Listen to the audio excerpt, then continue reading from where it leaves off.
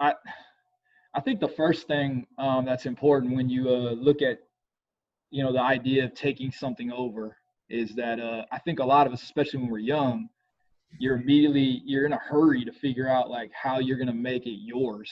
Mhm. Um, and the reality is that you're the newcomer, you're the foreigner, and it's like how I think the bigger question or the one that we should ask ourselves instead is, how are we gonna adapt to this? How are we gonna um, how do we put ourselves into this position as opposed to thinking that we're going to come in and immediately change it you know So how do we when fit versus how do we apply our I think so. mentality?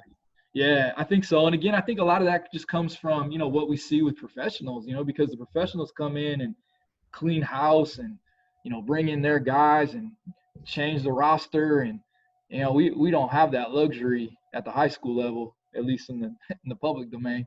A little bit different over there with you guys, but um, I think when we talk about like the things that, and this is I think something that we share with our coaches when we hire them too, is get a feel for the landscape. So first of all, I think what's the personnel look like? And when we talk about personnel, we're talking about players, but who do you currently have, and what's the pipeline look like for the kids that you're gonna have?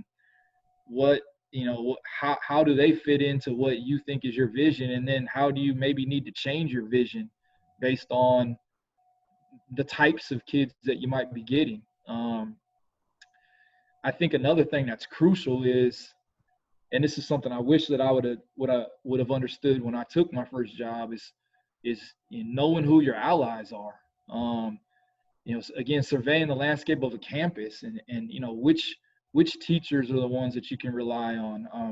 Which administrators, the classified personnel, other coaches. I was young and driven for sure when I took my first job, and I couldn't believe that there was other coaches on campus who would rather I wasn't successful.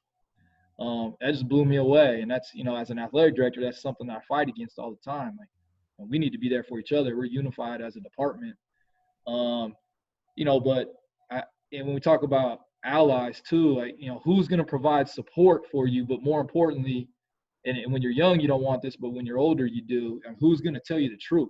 Mm. Who's gonna be the one to tell you that you're wrong?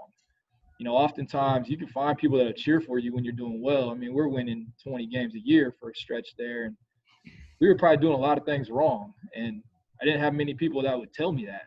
Mhm. And part of it was because I wasn't really interested in what they had to say, and that was my issue. But I don't know how many of them would have. I had a small group of people who would tell me the truth, and I think that's important.